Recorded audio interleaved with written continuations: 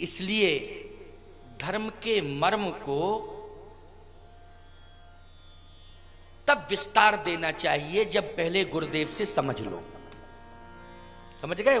समझ लो पहले इसका मर्म क्या है, पहले ही नहीं। इसलिए कह रहा हूं हर पल हर क्षण गुरुमुख हो जाओ, गुरुमुख हो। गुरुवाणी का बहुत महत्व है, गुरु का साधारण महत्व नहीं है, बहुत बड़ा महत्व है। यहां पत्नी को महत्व नहीं दे रहे हैं महाराज दशरथ, यहां अपने ज्ञान को महत्व नहीं दे रहे हैं महाराज दशरथ, नहीं तो बुद्धि से निर्णय ले लेते।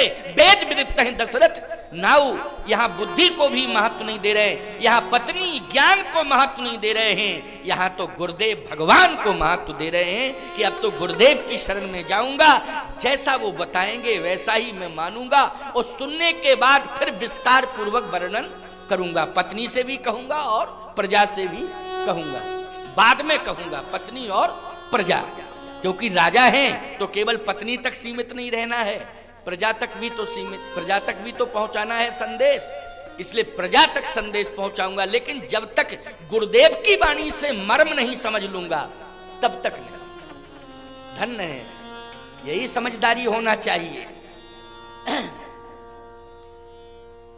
समझदारी यही होनी चाहिए। गुरु की बहुत बड़ी महिमा है। आजकल परिवार और पत्नी तक लोग सीमित हैं, गुरुदेव के लिए तो हवाई सर्वे होता रहता है। गुरु जी के लिए हाँ वो गुरु जी हैं हमारे, जाते हो? कभी कभी चला भी जाता हूं और नहीं भी जाता हूं तो फोटो घर में रखी है और आरती कर लेता हूं। अच्छा। कभी उनकी वाणी सुनी? हाँ सुन लेता हूं, फुर्सत कम मिलती है इसलिए कम सुन पाता हूं, लेकिन कभी कभी सुन लेता हूं। और नहीं सुनता हूं तो समझता सब हूं, ऐसी बात नहीं है, मैं सब समझता हूं। ये भी कहेंगे मैं सब समझता हूं, ऐसी कोई बात नहीं। गुरु की बहुत बड़ी महिमा है। एक बात और आपको बतावें, गुरुदेव के पास जा रहे हैं, एक बहुत बड़ा ज्ञानी जा रहा है, साक्षात वेदों को जिसने अपने अंतःकरण में स्थान दे दिया हो, वेदो दशरथ हो नृपा, और स्थान ही नहीं दिया, स्वयं वेद बन गया। क्या बन गया? वेद। वो गुरुदेव के पास जा रहा है। गुरु को महत्व तो स्वयं वेदों ने भी दिया है। वेद पुराण वशिष्ठ वखाने, सुनहि राम यद्यपि सब जाने। भगवान की श्वासाओं से वेद निकले हैं कि नहीं? लेकिन वो भी वेद पढ़ने के लिए गुरुदेव भगवान के पास जा रहे हैं। वो लोग जा रहे हैं, वेद स्वयं गुरुमुख होने जा रहा है। वेद स्वयं, कितनी बड़ी गुरु की महिमा है, साधारण महिमा है क्या? इसलिए समझना चाहिए गुरु की बहुत बड़ी महिमा है। आजकल तो गुरु को इतने हल्के में लोगों ने ले लिया उपहास में, कि जो आजकल बदमाश टाइप का होता है तो लोग कहते ओह गुरु तुम बहुत बड़े गुरु हो गए हो, हम जानते हैं। क्यों? उपहास। खबरदार। एक ऐसा व्यक्ति हुआ है जिसने गुरु गुटका ही चला दिया। गुरु गुटका मतलब सीधी सी बात है, 5 रुपया में गुरु खरीदो खा जाओ। क्यों?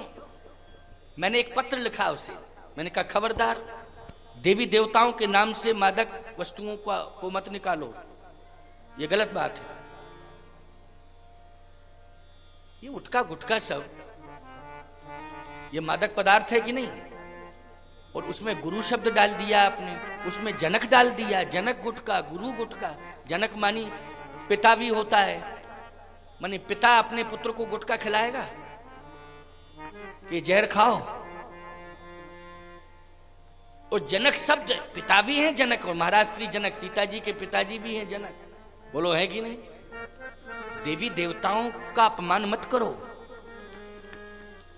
खबरदार। गुरु के प्रति श्रद्धा होनी चाहिए। पत्थर की मूर्ति भी अगर गुरुदेव की है तो हमें पत्थर नहीं समझना चाहिए, साक्षात गुरुदेव का विग्रह समझना चाहिए। ये मौन विग्रह है, अचल विग्रह है, मौन विग्रह है, ऐसा मानना चाहिए। चलता फिरता गुरु सचल विग्रह होता है ना, और जो प्रतिष्ठित हो जाता है वो अचल प्रतिष्ठित गुरु माना जाता है। अचल विग्रह, सचल विग्रह। एक बात आपको बताएं, महाभारत काल में गुरु निष्ठा पर थोड़ी सी चर्चा कर रहा हूं, क्योंकि आज गुरु का लोग महत्व नहीं समझ पा रहे हैं, गुरु की महिमा नहीं समझ पा रहे हैं। केवल औपचारिकता का निर्वाह करना ही अच्छा नहीं होता है, समर्पण होना चाहिए, गुरु के प्रति समर्पण। महाभारत काल में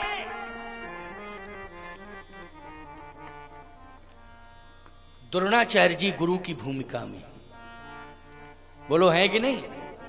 कृपाचार्य जी भी गुरु की भूमिका में हैं, लेकिन बहुत प्रचारित गुरु हो गए हैं द्रोणाचार्य जी महाराज, और श्रेष्ठ धनुर्धर हैं। उनसे बड़ा धनुर्धर कौन होगा? अर्जुन को श्रेष्ठ धनुर्धर किसने बनाया था? द्रोणाचार्य जी ने बनाया था। लेकिन आपको मालूम है एकलव्य भी गया था।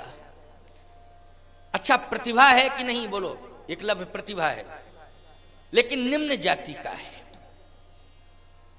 निम्न जाति का इतना है कि निम्न जाति में पैदा हुआ है। अरे तो क्या हो गया भैया, निम्न जाति में पैदा हो गया, लेकिन प्रतिभा तो है। प्रतिभा किसी भी जाति में पैदा हुई हो, उसका सम्मान भी होना चाहिए, उसे प्रोत्साहित भी करना चाहिए। प्रतिभा किसी भी जाति में पैदा हुई हो, खबरदार ये भूल मत करना।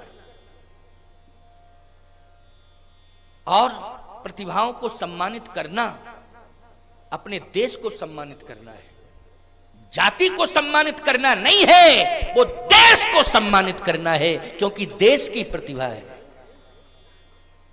केवल जाति को लेकर के आप निम्न सोच बना बैठे हैं, निम्न धारणा बना बैठे हैं, ये भूल है। निम्न जाति में पैदा हुआ एकलव्य, लेकिन प्रतिभावान है, और अर्जुन से भी श्रेष्ठ प्रतिभा है। बोलो है कि नहीं? अर्जुन से भी श्रेष्ठ प्रतिभा है। लेकिन द्रोणाचार्य जी का आकर्षण अर्जुन के प्रति है। अब आप कहो महाराज आप तो गुरु जी की महिमा का वर्णन कर रहे थे, यहां तो टिप्पणी शुरू हो गई गुरुदेव पर। सुनते जाओ पहले तो, महिमा इसमें भी वर्णन, गुरु की महिमा ही आ जाएगी, ये कितनी बड़ी महिमा है, तो सुनने की जरूरत है। भाई कारीगर मकान का निर्माण करता है तो अपने हिसाब से ईंट पत्थर लगाता है उसमें। लोग कहें कि वाह इतना बढ़िया पत्थर तुमने 2 टुकड़ों में कर दिया, तो कहता सर बनाने दो, जब प्लास्टर कर दूंगा तब बताना आप। जब इस पर प्लास्टर हो जाएगा तब बात करना मुझसे कि कितनी सुंदर दीवार लगती है। निर्माण कर रहा हूं अभी, तो तोड़ना ताड़ना पड़ेगा, लगाना पड़ेगा, अपने विवेक से काम करना पड़ेगा। लेकिन समझना गुरु की कितनी बड़ी महिमा है, गुरु महिमा पर ही बोल रहा हूं। इसमें महसूस करोगे कि आपको लग रहा है कि गुरुदेव पर टिप्पणी की जा रही है। नहीं नहीं, आकर्षण अर्जुन के प्रति है। आप कहोगे इसलिए कि वो पैसे वाला है, नहीं, अगर पैसे वाले की बात होती तो दुर्योधन के प्रति भी होता।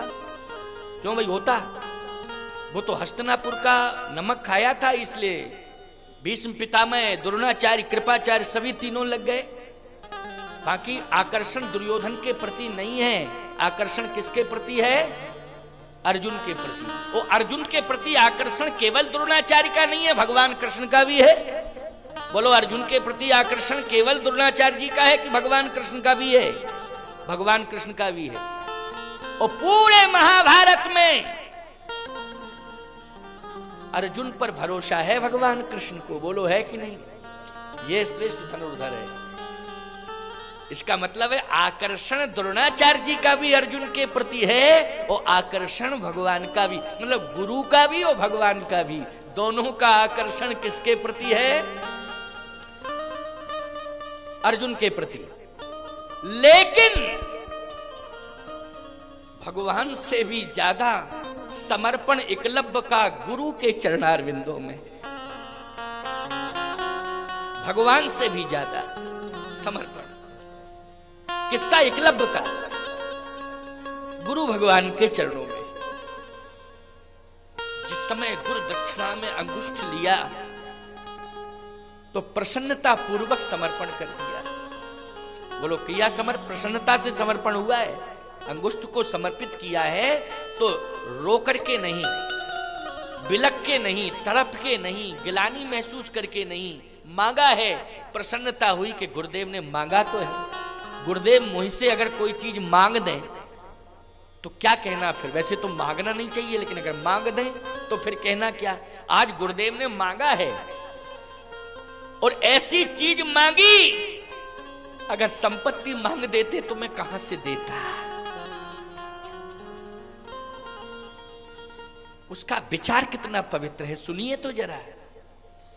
कहीं गुरुदेव कह देते कि 10 करोड़ रुपया लाके दो, 2-4 किलो सोना लाके दो, तो बोलो उसके पास था क्या? गरीब को कौन देता? कौन देता गरीब को? लेकिन एकलव्य प्रसन्न हो रहा है कि धन्य है गुरुदेव भगवान, जो वस्तु मेरे पास है वही आपने मांगी। जिसको मैं आसानी से दे सकता हूं वही आपने मांगा। बड़ी कृपा।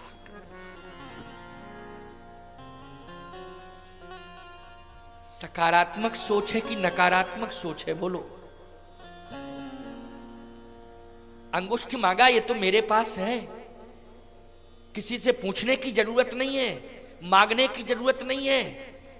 ये भी नहीं मांगा कि अपने मां बाप का अंगुष्ठ लाओ। बोलो भाई, ये भी कह सकते थे अपनी मां का अंगुष्ठ लाओ, अपने पिता का अंगुष्ठ लाओ। बोलो, या यदि तुम गुरु भक्त हो तो फलाने का अंगुष्ठ लाओ। कठिनाई होती कि नहीं होती? जल्दी बोलो, होती कठिनाई? लेकिन मेरे पास जो है उसको ही मांगा। जिस पर मेरा पूर्ण अधिकार है उसको ही मांगा। धन्य है गुरुदेव भगवान। आपसे महान कौन हो सकता है? एक बात बताऊं आपको, सरदार भगत सिंह का जन्म जयंती समारोह था। कब था? ये परसों था। क्यों? कल परसों कब था? पहले दिन ही था जब मैं आया था, 3 दिन पहले। लगता है कि तारीख कौन सी थी? 28 तारीख को। 28 तारीख को मैं आया था। 28 तारीख से ही कथा प्रारंभ हुई। 28 को भगत सिंह जी के प्रति मेरी बहुत श्रद्धा है और बचपन से ही श्रद्धा है। जब मैं भगत सिंह के व्यक्तित्व को ठीक से जानता भी नहीं था, समझता भी नहीं था, अबोध था, तब से ही मेरी निष्ठा, मेरी श्रद्धा भगत सिंह जी के प्रति है। जब मुझे ज्यादा ज्ञान नहीं था इतिहास का, लेकिन थी। प्रारंभ में पाठ पढ़ा, सुना और पढ़ा भी, सुना भी, तो सुन करके ही श्रद्धा बढ़ गई। लेकिन ज्ञान उतना नहीं था, लेकिन सुन करके श्रद्धा हुई। जब फांसी की सजा सुनाई गई तो भगत सिंह प्रसन्न हो गए। उन्होंने कहा कि जो मेरे पास है वही मांगा है, और मैं अपना जो भी दे रहा हूं भारत मां को, जो भी मैं अपना दे रहा हूं भारत मां के लिए दे रहा हूं, मानी प्राण दे रहा हूं ना। फांसी का मतलब है प्राण। प्राण दे रहा हूं तो किसके लिए दे रहा हूं? भारत मां के लिए दे रहा हूं। अपने लिए नहीं, अपने खानदान के लिए नहीं, भारत मां के लिए। इसका मतलब है कि पूरा हिंदुस्तान ही हमारा परिवार है। ये भाव, मैं भारत मां के लिए प्राण दे रहा हूं। और ये फांसी मुझे मिल रही है, इसका मतलब है कि मैं अपना प्राण भारत मां के लिए समर्पित कर रहा हूं। तो किसी ने भगत सिंह जी से एक बात कही कि भगत सिंह जी, प्राण चले जाएंगे, बाद में लोगों को मिलेगा, तुम्हें क्या मिलेगा? तुम तो चले जाओगे, तो भगत सिंह ने फांसी के फंदे पर झूलने के पहले एक बहुत अच्छी महत्वपूर्ण बात कही थी कि तमन्ना है बस यही, एक ही तमन्ना है और कोई तमन्ना नहीं है। क्योंकि पूछा फांसी की सजा सुनाने वाले ने कि मरने के पहले तुम्हारी इच्छा क्या है। जिसको फांसी दी जाती है, फांसी की सजा सुनाई जाती है, उससे पूछा जाता है ना कि अंतिम इच्छा क्या है। तो भगत सिंह जी आपकी अंतिम इच्छा क्या है, अंतिम इच्छा बताओ। तो भगत सिंह जी ने कहा था तमन्ना है बस यही, इच्छा एक ही है, तमन्ना है बस यही, साधना शेष रहना चाहिए, हम रहें या ना रहें मेरा देश रहना चाहिए, बस एक ही इच्छा है और कोई इच्छा नहीं। हंसते हंसते फांसी के फंदे पर झूल गए, हंसते हंसते फांसी के फंदे पर झूले साहब। कहने का तात्पर्य मेरा यह है, एकलव्य को आज प्रसन्नता है।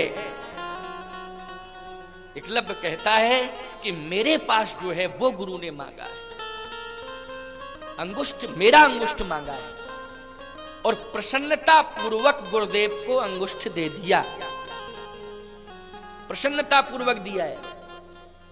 महत्वपूर्ण बात बता रहा हूं, ध्यान से सुनना, क्योंकि गुरु भक्ति भी जुड़ी हुई है। यहां महाराज दशरथ की गुरु भक्ति, गुरु ग्रह गए तुरंत, गुरुदेव के प्रति निष्ठा और विश्वास, इसलिए थोड़ा सा महाभारत का भी प्रसंग आ गया। अब वो तो व्याख्यान है भाई, प्रसंग तो अनेक आएंगे, लेकिन मूल बात तो वही है कि राम जी का जन्म होना है ना। तो राम जन्म के पहले तो महाराज श्री दशरथ जी के चरित्र का वर्णन करना ही पड़ेगा, तभी तो राम का जन्म होगा। और बिना गुरुदेव के घर जाए राम जी कहां से आ जाएंगे, हैं? हंसते हंसते प्रसन्न हृदय से प्रसन्नता व्यक्त की है और अंगुष्ठ दे दिया। अंगुष्ठ दिया तो गुरु के प्रति श्रद्धा बढ़ी, घटी नहीं। अंगुष्ठ देने के बाद भी श्रद्धा बढ़ी, घटी नहीं श्रद्धा। और जाकर के जंगल में एक वृक्ष के नीचे मिट्टी का चबूतरा बनाया और उसी मिट्टी के चबूतरे पर एक द्रोणाचार्य जी महाराज की मिट्टी की मूर्ति बनाई। देखो, अंगुष्ठ देने के बाद ही हुआ ये, कि पहले तो नहीं था, पहले नहीं था ये।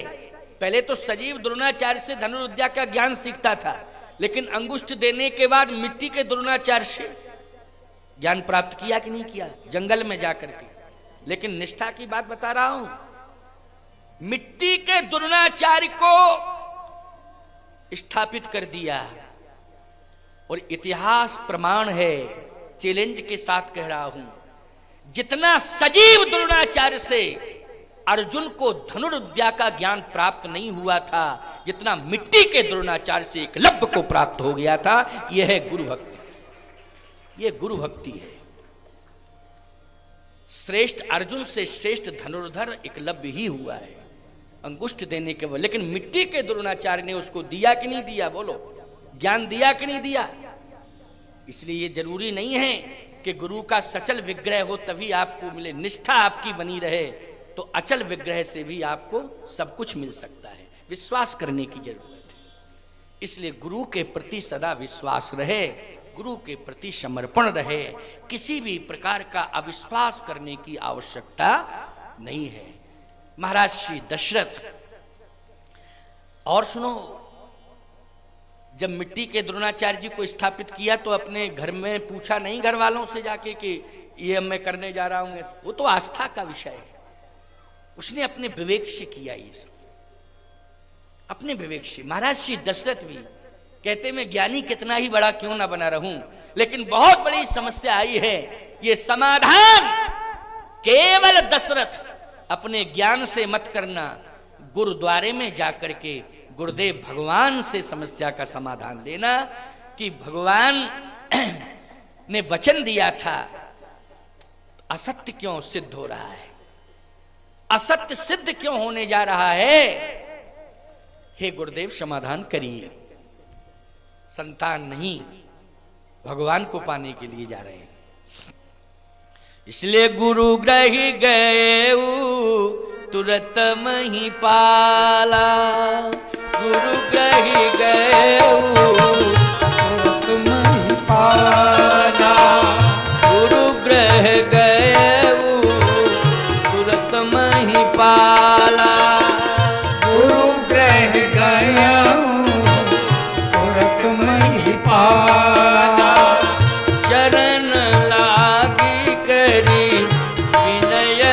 विशाला।